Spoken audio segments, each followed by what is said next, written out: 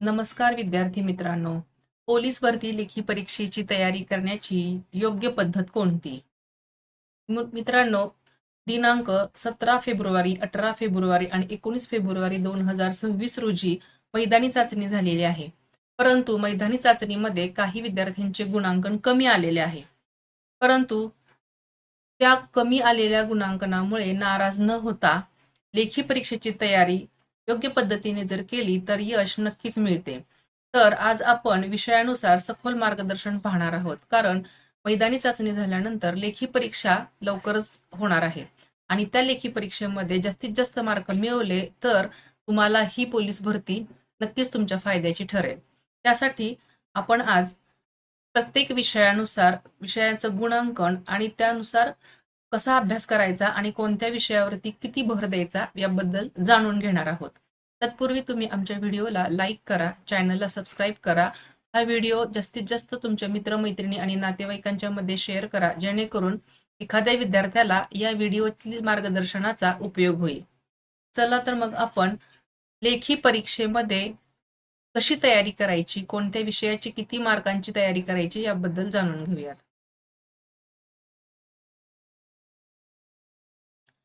मित्रांनो, सगळ्यात प्रथम आपण गणित आणि बुद्धिमत्ता चाचणी या विषयाचं मार्गदर्शन करूयात. या विषयासाठी असणार आहेत 35 गुण. म्हणजे गणितीय भाग काय असणार आहे ते बघूया. गणितीय भागामध्ये अंकगणित असणार आहे. अंकगणितामध्ये बेरीज, वजाबाकी, गुणाकार, भागाकार असणार आहे. त्याचबरोबर टक्केवारी, सरासरी, प्रमाण आणि अनुपात. नंतर साधे आणि चक्रवाढ व्याज, नफा तोटा, वेळ व काम, वेग व अंतर यावरील गणित असणार आहेत. क्षेत्रफळ, घनफळ, भूमितीचे मूलभूत प्रश्न असणार आहेत. मित्रांनो, गणितामध्ये तुम्हाला अंकगणित येणार आहे, म्हणजे बेरीज, वजाबाकी, गुणाकार, भागाकार हे तर असणारच आहे. त्याचबरोबर टक्केवारीची गणित असणार आहेत, म्हणजे दर साल, दर शेकडा, त्यानुसार वार्षिक टक्केवारी काढणे किंवा एखाद्या वस्तूची किंमत काढणे, किती टक्क्यांनी ती स्वस्त किंवा महाग झाली ते काढणे, फायदा झाला किंवा तोटा झाला ते काढणे. सरासरी म्हणजे 4 विद्यार्थ्यांचं मार्कांची बेरीज एवढी होत आहे तर त्यांची सरासरी काढा वगैरे प्रकारची गणित याच्यामध्ये येतात. प्रमाण व अनुपात, साधे व चक्रवाढ व्याज म्हणजे व्याजावरची गणितं येणार आहेत आणि नफा तोट्यावरची सुद्धा गणितं येणार आहेत. वेळ व काम, वेग व अंतर म्हणजेच किती वेळात किती काम केल्यानंतर किती कामाची बचत होते किंवा किती तासात ते काम पूर्ण होतं, किती मजूर ते काम करतात, अशा पद्धतीची ती गणितं असणार आहेत. वेग आणि अंतर, एका रेल्वेचा वेग एवढा आहे आणि तर त्याला तेवढंच क्षेत्रफळ किंवा तेवढंच रेल्वेचा प्लॅटफॉर्म ओलांडण्यासाठी किती वेळ लागेल किंवा किती अंतर कापावं लागेल, अशा पद्धतीचं ही गणितं असणार आहेत. क्षेत्रफळ, घनफळ, भूमितीचे मूलभूत प्रश्न येतीलच. एखाद्या वस्तूचं क्षेत्रफळ किती किंवा चौरसाचं क्षेत्रफळ, त्रिकोणाचं क्षेत्रफळ, घनफळ, चौरस आकृती, चितीचे घनफळ वगैरे अशा पद्धतीचे प्रश्न येणार आहेत. त्यामुळे त्याची सूत्र पाठ करणं गरजेचं आहे. भूमितीचा विषय असेल तर भूमितीसाठी तुम्हाला त्रिकोण, चौकोन, आयत, आयताकृती चिती, दंडगोलाकार, वृत्तचिती वगैरेचे जे सूत्र आहेत ती सूत्र पाठच करावी लागतील. त्याचबरोबर तुम्हाला वर्ग, घनमूळ, वर्गमूळ यासारखे सुद्धा सर्व पाठांतर करणं गरजेचं आहे किंवा लक्षात ठेवणं गरजेचं आहे. म्हणजे आकडेवारी लक्षात ठेवलीच पाहिजे, तरच तुम्हाला गणिताचा भाग सोप्या पद्धतीनं सोडवता येईल. त्यानंतर आहे बुद्धिमत्ता चाचणी. बुद्धिमत्ता चाचणीमध्ये संख्या मालिका, अक्षर मालिका असणार आहे. म्हणजेच संख्या मालिकामध्ये एक ठराविक संख्यांची मालिका दिली जाते आणि त्याच्यामध्ये मधली किंवा कोणती तरी एक संख्या गाळलेली असते. आता ही संख्या मालिका कधी कधी वर्गाच्या पटीमध्ये म्हणजे 2, 4, 6, 8 असं 2चा वर्ग किंवा 3चा वर्ग, 10चा वर्ग असं वर्गाच्या पटीमध्ये असू शकतं किंवा घनाच्या पटीमध्ये असू शकतं किंवा कधी कधी बेरजेच्या पटीमध्ये असू शकतं. एकाड एक बेरीज पण येऊ शकते. अशा पद्धतीनं त्याची संख्या मालिका येऊ शकते. म्हणजे एक संख्या आणि तिसरी संख्या याच्यामध्ये कितीचा फरक आहे, दुसरी संख्या आणि चौथी संख्या याच्यामध्ये कितीचा फरक आहे, असं पुढं सरकत सरकत जाऊन ती संख्या मालिका पूर्ण करावी लागते. अक्षर मालिकामध्ये ABCD ही जी अक्षरं आहेत त्या अक्षरांच्या वरून ती मालिका असते. त्याच्यामध्ये कधी कधी ABCDचा क्रम दिलेला असतो किंवा मधली आदली अक्षरं दिलेली असतात, तर त्याला त्या ABCDच्या अक्षरांना नंबर टाकून त्याप्रमाणे तो अक्षर संच कोणत्या नंबरला येतो आणि त्या पुढचा कोणत्या नंबरचा असेल अशा पद्धतीनं ते गणित सोडवावे लागतं. त्यानंतर कोडिंग, डिकोडिंग आणि ब्लड रिलेशन. कोडिंग, डिकोडिंगची गणितं सुद्धा सोपी असतात, परंतु ती लक्षपूर्वक अभ्यासणं गरजेचं आहे. ब्लड रिलेशनमध्ये नातेसंबंध दिलेले असतात. याची बहीण असेल तर तिचा भाऊ कोण, किंवा वडिलांचे मुलीचे नाते काय, चुलत भावाचे नाते वगैरे अशी जी नातेसंबंधातली गणितं असतात ती तुम्हाला सोडवायची आहेत. कोडिंग, डिकोडिंग मध्ये सुद्धा संख्या चित्र मालिका दिलेली असते आणि त्या चित्रांवरून तुम्हाला त्याचं विरुद्ध म्हणजे पूर्वेकडील तोंड, पश्चिमेकडील तोंड किंवा उलट सुलट, डाव्या उजव्या अशा पद्धतीनं तुम्हाला ते गणितं सोडवायची आहेत. डायस, मिरर इमेज आणि पेपर फोल्डिंगची गणितं सुद्धा येणार आहेत. म्हणजे आरशातील प्रतिमा, ती कोणत्या पद्धतीची दिलेली प्रतिमा कोणती आहे आणि त्याचं उत्तर कोणत्या प्रतिमेचं असेल हे तुम्हाला सोडवायचं आहे. आणि ते सोडवत असताना तुम्हाला पर्यायावरून जरी गेलं तरी सुद्धा हे प्रश्न सोपे जाऊ शकतात. पझल्स व आकृती आधारित प्रश्न म्हणजे कोडी दिलेली असतात आणि आकृतीवरणाचे प्रश्न असतात. त्रिकोण, चौकोन, त्याला कोपऱ्यामध्ये गोल किंवा आयत, छोटे छोटे आणखीन फुल्या वगैरे अशा देऊन त्या समान पुढची आकृती शोधायची असते. मित्रांनो, हे करत असताना तुम्हाला गणित आणि बुद्धिमत्ता चाचणी हा सर्वात महत्वाचा भाग आहे. यासाठी किमान दररोज 25 प्रश्न सोडवणं गरजेचं आहे. त्यासाठी तुम्ही शॉर्टकट पद्धती शिकणं आणि मॉक टेस्ट देणं आवश्यक आहे. शॉर्टकट पद्धतीमुळे तात्काळ म्हणजे फास्टमध्ये गणिताची आकडेमोड करणं सोयीस्कर पडेल. त्याचबरोबर एवढं प्रॅक्टिस झालं पाहिजे की अक्षर मालिका, संख्या मालिका किंवा कोडिंग, डिकोडिंग, ब्लड रिलेशन हे गणित बघितल्या लक्षात आलं पाहिजे. मिरर इमेज किंवा पेपर फोल्डिंग इमेजेस जे आहेत ते सुद्धा तुम्हाला पटकन बघितलं की लक्षात आलं पाहिजे. एवढा सराव झाला पाहिजे. म्हणजे किमान प्रत्येक पॉइंटसाठी तुम्हाला 10 ते 15 प्रश्न रोजच्या रोज सोडवून त्याचा सराव केला पाहिजे. त्यानंतर भाग दुसरा येतो की सामान्य ज्ञान व चालू घडामोडी आणि हे आहेत 25 गुणांसाठी. त्याच्यामध्ये येतं इतिहास. इतिहासामध्ये शिवाजी महाराजांचा इतिहास आणि आपले भारतातले, महाराष्ट्रातले जे समाज सुधारक आहेत त्यांचा इतिहास, स्वातंत्र्याची चळवळीचा इतिहास यावरती प्रश्न येत असतात. नंतर भूगोलामध्ये आहे महाराष्ट्राचा भूगोल. त्याच्यामध्ये नद्या, शेती, हवामान, कोणतं पीक कोणत्या भागामध्ये किंवा कोणत्या जिल्ह्यामध्ये जास्त प्रमाणात घेतलं जातं, ऊसाचं पीक कोणत्या भागामध्ये जास्त प्रमाणात घेतलं जातं, त्यामुळे साखर कारखाने कोणत्या भागामध्ये जास्त प्रमाणात आहेत, त्याचबरोबर लोह खनिज कोणत्या भागामध्ये उत्खनन मोठ्या प्रमाणावर केलं जातं. असा जो भूगोल आहे, महाराष्ट्राचा भूगोल, भारताचा भूगोल, याच्यावरचे सगळे प्रश्न यामध्ये येत असतात. त्यानंतर आहे राज्यशास्त्र. राज्यशास्त्रामध्ये भारतीय राज्यघटना आणि स्थानिक स्वराज्य संस्था यांचा अभ्यास आहे. भारतीय राज्यघटनेमध्ये राज्यघटना कधी लिहिली, कोणी लिहिली, ती किती पानांची आहे, त्याच्यामध्ये किती घटना म्हणजे मुद्दे आहेत, अशा पद्धतीनं संपूर्ण माहिती तुम्हाला द्यायची आहे. कोणत्या घटनेचा किती वेळा दुरुस्ती झालेली आहे, कोणते नवीन त्याच्यामध्ये समावेश झालेला आहे हे सुद्धा अभ्यासणं आणि ते लक्षात ठेवणं गरजेचं आहे. स्थानिक स्वराज्य संस्थांमध्ये ग्राम पातळीपासून ते जिल्हा परिषद पातळीपर्यंतचे संपूर्ण माहिती म्हणजे ग्राम लेवलला सरपंच, मग तालुका लेवलला पंचायत समिती अध्यक्ष आणि त्यानंतर जिल्हा लेवलला जिल्हा परिषद अध्यक्ष वगैरे अशी जी स्थानिक स्वराज्य संस्थेची साखळी आहे त्या साखळीचा अभ्यास करणं गरजेचं आहे. त्यानंतर येतात चालू घडामोडी. त्याच्यामध्ये राष्ट्रीय व आंतरराष्ट्रीय घटना आणि सरकारी योजनांचा समावेश होतो. राष्ट्रीय ज्या घटना आहेत त्या लक्षात ठेवल्या पाहिजेत. म्हणजे ह्या चालू वर्षी किंवा मागील वर्षी कोणकोणत्या महत्वाच्या अगदी लक्षात राहण्यासारख्या घटना घडलेल्या आहेत राष्ट्रीय आणि आंतरराष्ट्रीय पातळीवरती, त्या लक्षात ठेवल्या पाहिजेत. त्याचबरोबर सरकारी योजना कोणत्या नवीन आलेल्या आहेत, जसं की आता लाडकी बहीण योजना सुरू आहे, ती कोणत्या सालापासून आणि किती तारखेला सुरू झालेली आहे, किंवा श्रावण बाळ योजना कधी सुरू झाली, ती कोणासाठी उपयुक्त असते, किंवा संजय गांधी विधवा महिला योजना जी आहे ती कोणासाठी असते आणि तिची सुरुवात कोणत्या वर्षापासून झाली, अशा प्रकारचे प्रश्न येऊ शकतात. त्याचबरोबर चालू घडामोडीमध्ये आत्ताची जी घटना घडलेली आहे की दिवंगत उपमुख्यमंत्री अजितदादा पवार यांच्यावरती सुद्धा अनेक प्रश्न येऊ शकतात. जसं की ते प्रवास करत असलेले विमान कोणत्या कंपनीचं होतं, किंवा त्यांची सगळ्यात पहिली निवडणूक कोणत्या मतदारसंघातून आणि कोणत्या साली निवडून आले किंवा त्यांनी कोणत्या साली ते उमेदवार होते, मतदारसंघाचा क्रमांक कोणता, तुमचा जो काही जिल्हा असेल त्या जिल्ह्यामध्ये तुम्ही कोणत्या मतदारसंघामध्ये मोडता आणि त्या मतदारसंघाचा क्रमांक कोणता आहे, अशा प्रकारचे प्रश्न येतात. त्याचबरोबर अर्थमंत्री अजितदादा पवार अर्थमंत्री झाल्यानंतर त्यांनी किती अर्थसंकल्प सादर केले, कोणत्या वर्षापासून त्यांनी अर्थसंकल्प सादर करायला सुरुवात केली, त्यांच्या काळामध्ये तुटीचा अर्थसंकल्प किती वेळा सादर केला गेला किंवा सादर झाला किंवा नाही झाला, तुटीचा अर्थसंकल्प होता किंवा नाही. त्याचबरोबर किती वर्षाचा कालावधी त्यांनी या राजकीय क्षेत्रामध्ये घालवलेला आहे, अशा प्रकारचे जे काही प्रश्न आहेत. त्याचबरोबर खेळासंबंधीचे जे प्रश्न आहेत की क्रिकेट असेल किंवा गोळाफेक असेल किंवा इतर काही जे खेळ आहेत त्या खेळांच्यासाठीचे जे प्रश्न आता चालू जे आहेत त्याच्यावरचे कोणी जिंकलं, कोणत्या देशानं जिंकलं किंवा आपल्या महाराष्ट्रामधील असेल तर तो कोणत्या संघानं जिंकलं, क्रिकेट असेल किंवा इतर खेळ असतील तर त्याबद्दलचे सुद्धा प्रश्न तयारी करणं गरजेचं आहे. म्हणजेच मित्रांनो, याच्यासाठी तुम्हाला सामान्य ज्ञानासाठी दररोज वृत्तपत्र वाचणं गरजेचं आहे, तरच तुम्हाला ह्या चालू ताज्या बातम्या किंवा चालू घडामोडी माहीत पडणार आहेत.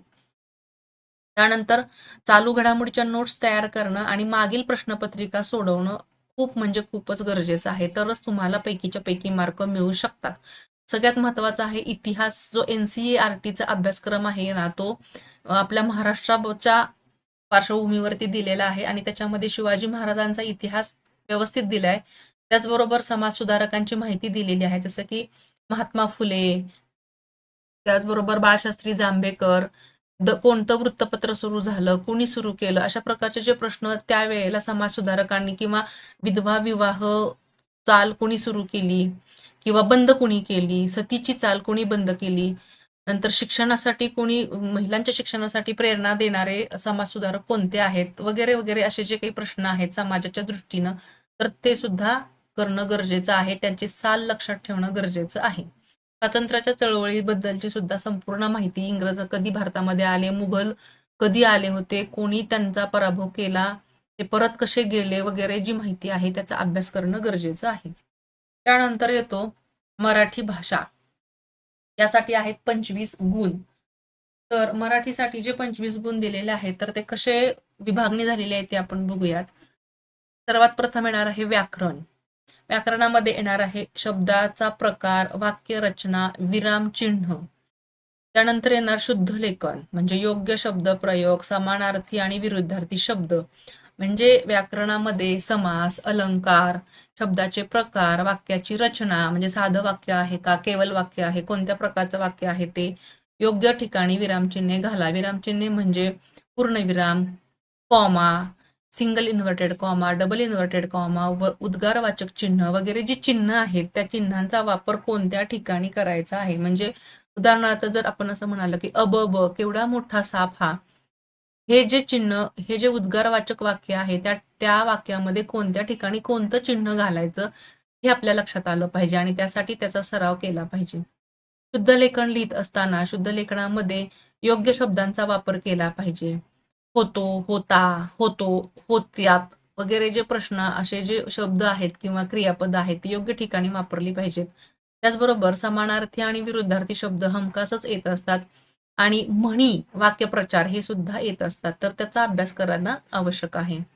समज व लेखन कौशल्य म्हणजे गद्य आणि पद्य उतारा वाचन, म्हणजे दिलेल्या उतार्यावरून प्रश्न लिहिणे, प्रश्नांची उत्तरं लिहिणे. असा प्रश्न असेल तर तो उतारा आपल्याला तेवढ्या वेळामध्ये, म्हणजे 90 मिनिटांचा काल असेल तेवढ्या कालावधीमध्ये आपल्याला तो उतारा वाचून त्यावरील प्रश्नांची योग्य उत्तरं शोधून ती लिहिणं जमलं पाहिजे. त्याचबरोबर कविता दिली असेल तर ती कविता वाचून त्यावरची उत्तरं आपल्याला लिहिता आली पाहिजेत. म्हणजे लेखन कौशल्य म्हणजे गद्य आणि पद्य उतारा वाचन करून त्यावर दिलेली प्रश्नांची उत्तरं लिहिता आली पाहिजेत आणि त्याला योग्य शीर्षक सुद्धा देता आलं पाहिजे. त्याचबरोबर आता हा मराठीचा अभ्यास करताना काय करायचं आहे तर मराठी भाषेत व्याकरणाचा पाया मजबूत करणं गरजेचं आहे. त्यासाठी मराठीमध्ये कोणती व्यंजनं आहेत, किती आहेत, नवीन कोणते स्वर आणि व्यंजनांचा समावेश झालेला आहे, एकूण किती होते, पूर्वी किती होते आणि आता कोणते स्वर आणि व्यंजन आलेली आहेत किंवा कितीनी वाढ झालेली आहे हे तुम्हाला माहिती असणं गरजेचं आहे.